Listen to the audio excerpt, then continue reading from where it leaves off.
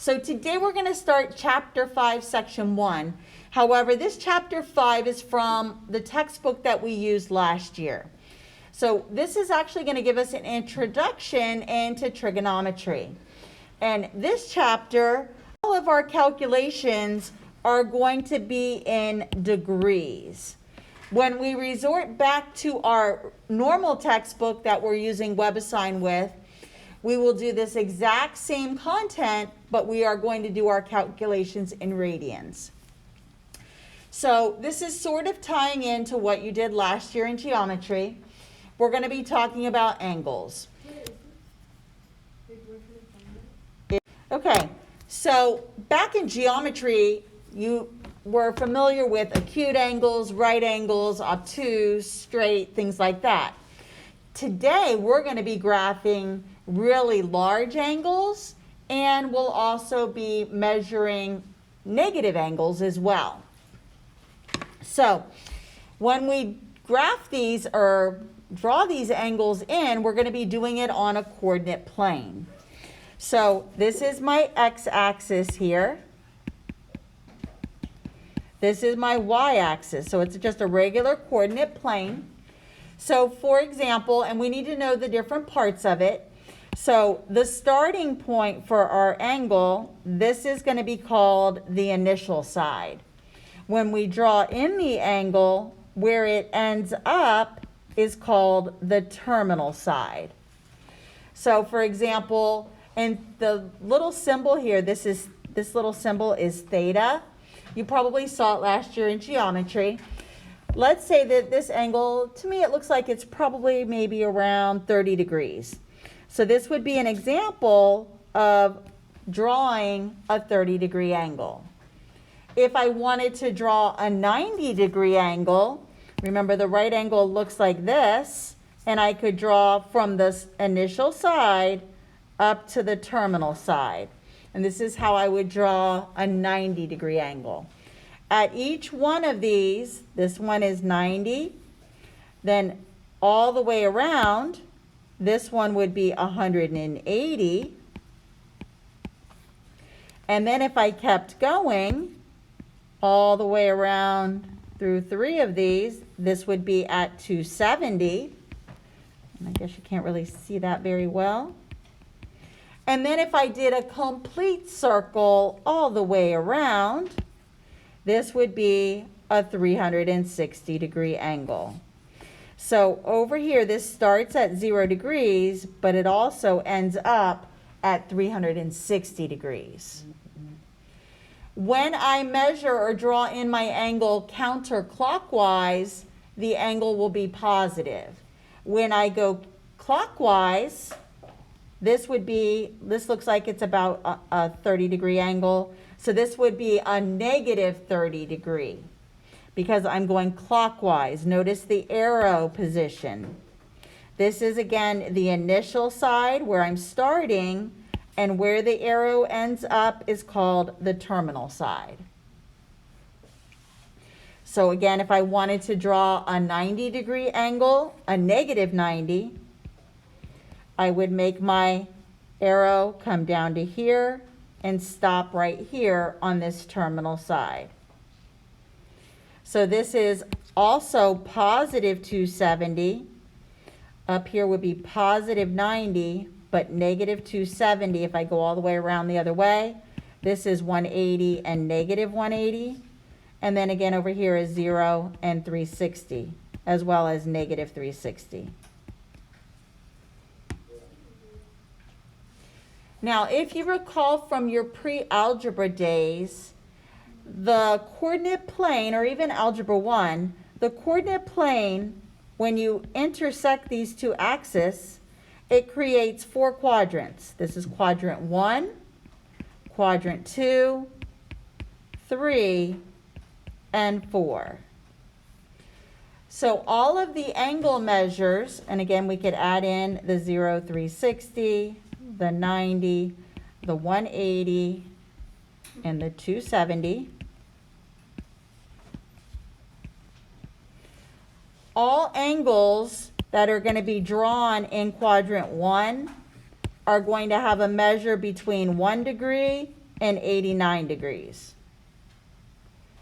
Then any angles that we're going to draw that are going to end up in quadrant 2 are going to have a measure between 91 and 179. In quadrant 3, these will all be angles that will be between 181 and 269. And then lastly, quadrant 4, these will be angles that are going to end up being 271 to 359. And again, we could also have negative angles as well, depending if we start going around clockwise. So let's say we wanted to draw an angle that is 135 degrees. Let me just add another one. I know I'm adding a bunch of these things here. You can always add pages to your notes. So for example, if I wanted to draw in an angle that was 135 degrees, I know that's going to end up in quadrant 2. So what I would do is I start here on my initial side. I go 90 degrees, and then I need to go another 45. So I could say, and this would be my terminal side where I stop, this would be an angle that measures 135. Let's say I wanted to get one that would end up in quadrant 3. Let's say I want to measure something that's 240 degrees. So what I would do is I would start on the initial side, go 90, then I hit the 180, and then to get to 240, I need to go another 60 degrees.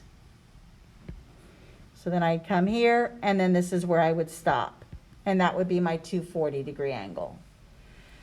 So use the 90, the 180, and then just add whatever more you need to add.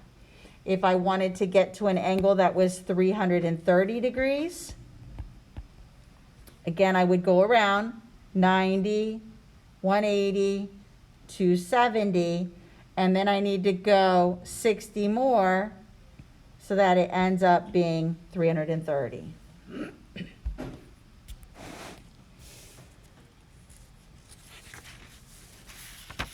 Now, we can even draw angles that are greater than 360. For example, let's say I wanted to draw in an angle of 720 degrees. What I would do is start on my initial side. I'd go around once, is 360, and then I'd go around again and then stop here for the 720. So you can keep swirling around and make super big angles. Yes. Do you have to draw the arrows? Yeah. Yes. Why? Because they indicate if it's positive or negative. So if I wanted to draw a negative 720, then I would go in this direction, one full circle, then again, and then my arrow would be on this side. So the arrow isn't going to indicate if it's positive or negative. Next, we're going to talk about coterminal angles. So if it's negative 270, you have to go around like that? Uh-huh. You can't just go down. Nope.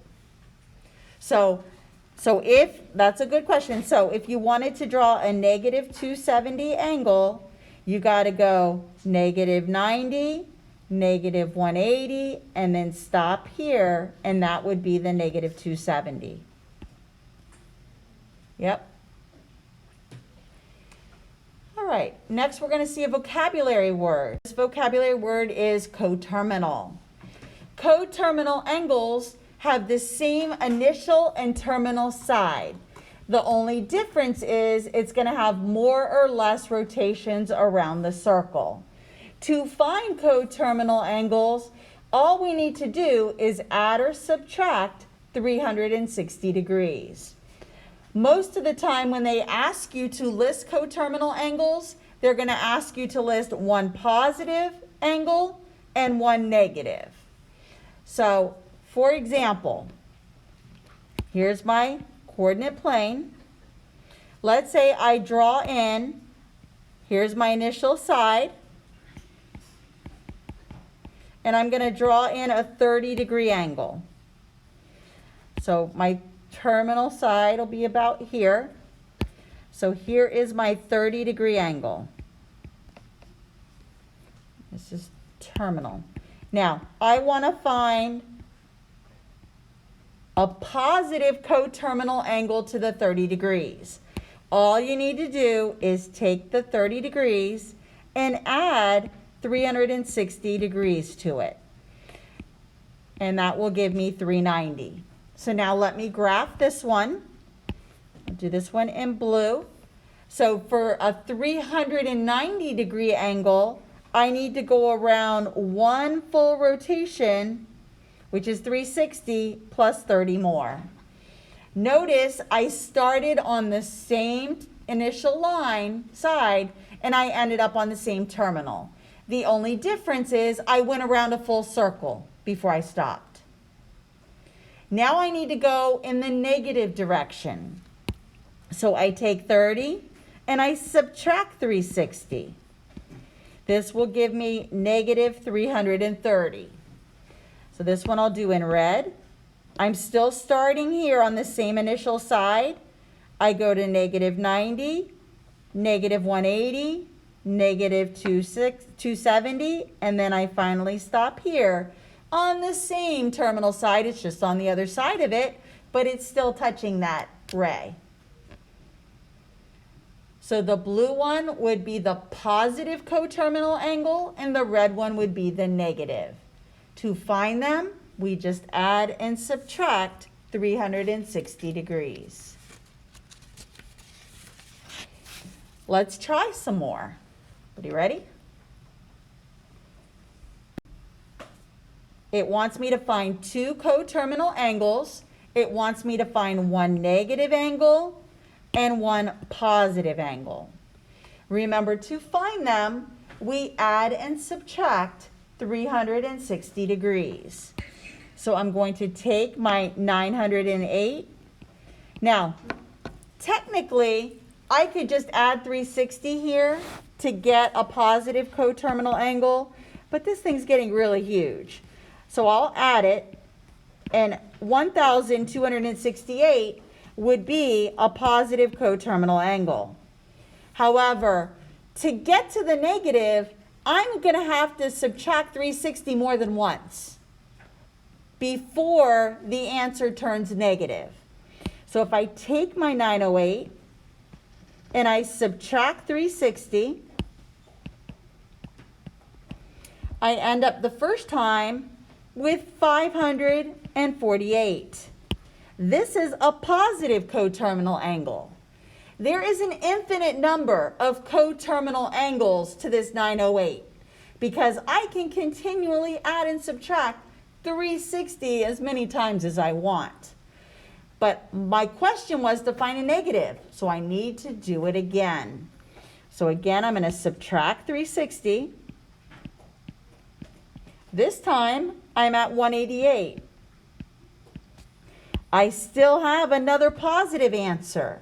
I still haven't gotten to the negative yet. Let me do it one more time. And finally, I make it, and it's 172. So the negative coterminal angle is, the first one I encounter is negative 172. The answer for the positive one could have been any one of these three. You don't necessarily have to add to get to a positive coterminal angle when your number's really large. But you understand that? I could have subtracted 360 again, and it's going to give me another negative coterminal angle. There's lots. Which one would we use for the positive? It doesn't matter. If it only asks you to list them, it doesn't matter what you give me. Okay. Now, if it restricts you to a range, let's say they said, list a positive coterminal angle between 0 and 360, You would put the 188. Yep. All right, let's try number 2. It's right below it. Negative 75 degrees. So to get the negative coterminal angle, I am going to subtract 360. And that gives me negative 435. To get the positive, I take the negative 75 and I add 360. Gives me 285. So this one was easy. We didn't have to do it more than once. I just subtracted to get the negative and added to get the positive. Let's try number 3. I need a negative. So here is my original, negative 203. So I'm going to subtract 360. And that gives me negative 563. This is my negative coterminal angle. And to get the positive, I will add 360. And this gives me 157. For the 699, obviously I'm going to need to subtract 360 more than once to get it to a negative answer. So again, you can add 360 to get a positive 1, but just remember, we're already having to subtract 360 more than once. So when I subtract 360, I still have a positive answer here. So this could be a positive coterminal angle. And then now when I subtract it, now it gives me the negative. So this would be your negative. This could be your positive. As well, you could have also taken 699 and added 360. But again, a lot of times you want to save time, so you don't want to have to do any more calculations than you need to. So again, either way to get the positive. Yes? Hmm?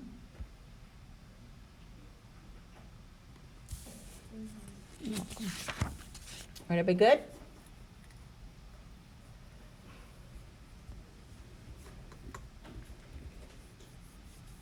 All right, now we're going to talk about measuring degrees or angles, not only in degrees, but we're going to get more precise. We're going to measure them in degrees, minutes, and seconds. Now, if you happen to have opened up the notes earlier today, there was a typo. These two lines were flip-flopped. This is the corrected version.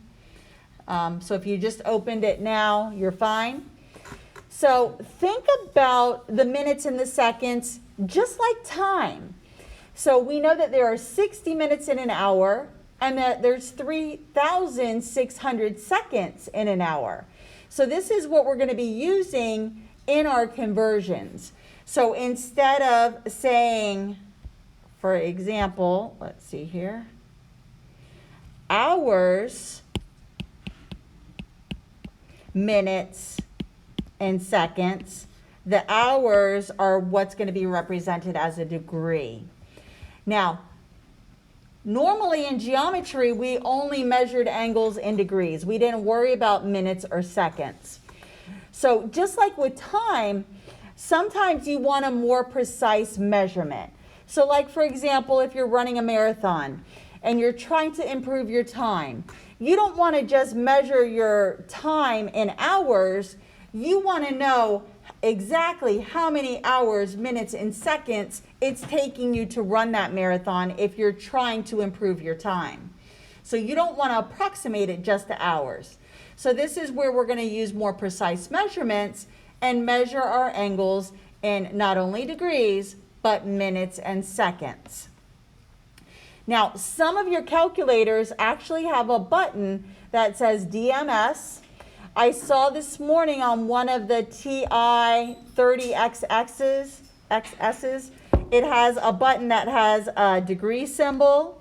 It's got the little apostrophe and then the quotation.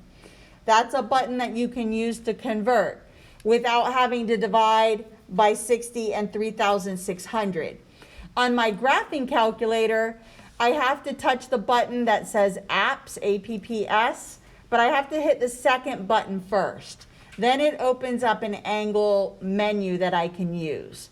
But I'm going to just show you by hand Because honestly, sometimes some of the calculators make you push too many buttons that it's just easier to divide by divide by 60 and 360.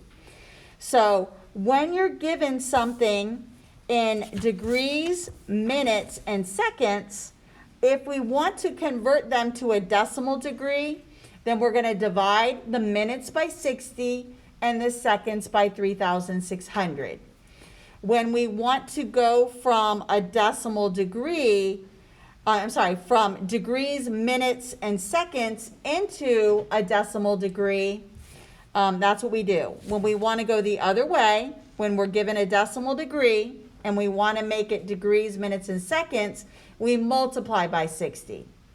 It'll be more easy to follow when you look at the next slide. So let's do the first conversion. We are given our information, the 74, these are our degrees. The 8, these are our minutes. And the 14, these are our seconds. So to convert from DMS, degrees, minutes, and seconds, to a decimal degree, we leave the degree alone. We're going to take the minutes, we're going to divide them by 60, and then we're going to take the seconds and divide them by 3,600. When you key this in some of your calculators, you probably need to put these in parentheses. So you're going to do 74 plus 8 divided by 60 plus 14 divided by 3,600, hit enter, and this will turn this into a decimal degree. It turns into 74.137, and then the 2's repeat. We're going to round this to 3 decimal places, so 74.137 degrees.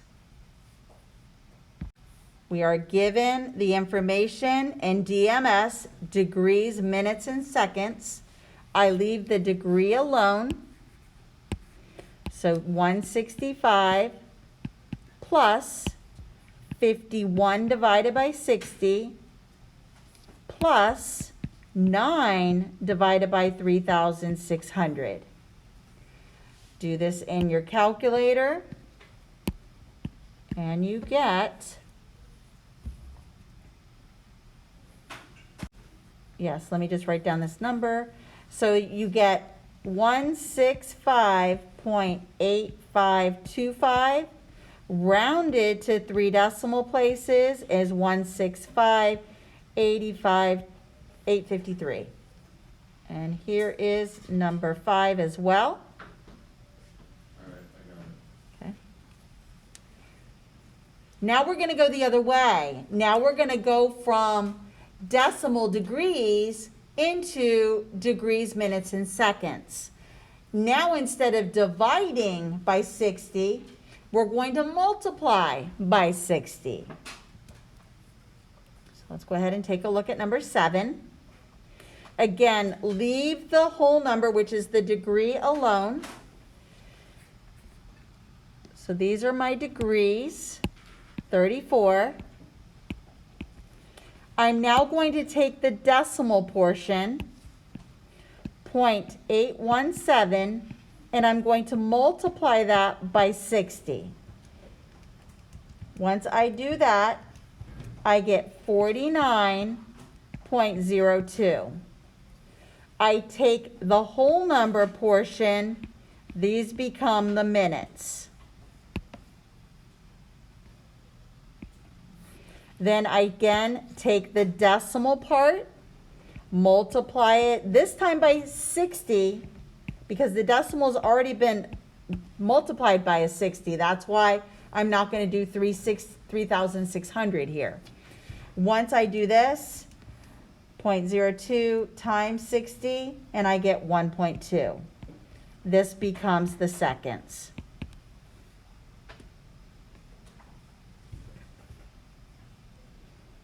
We'll do the exact same thing to number 8.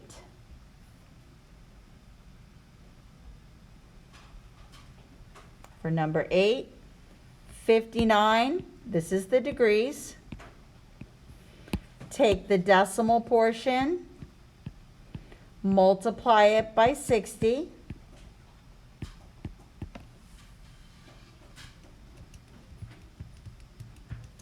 And you get 5.2524.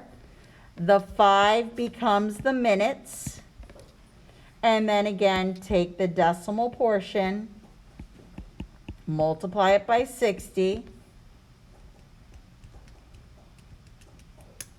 And you get 15.144, and these become the seconds.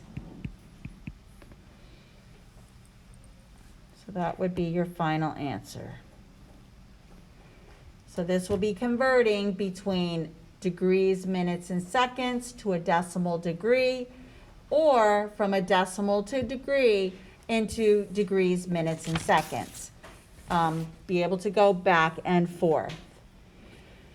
So again, the homework is a PDF. It's due on Tuesday. So tomorrow after your test, you can work on it in class, and then you won't have homework over the weekend. So that is it for the first section of 5.1 from the Brown Book.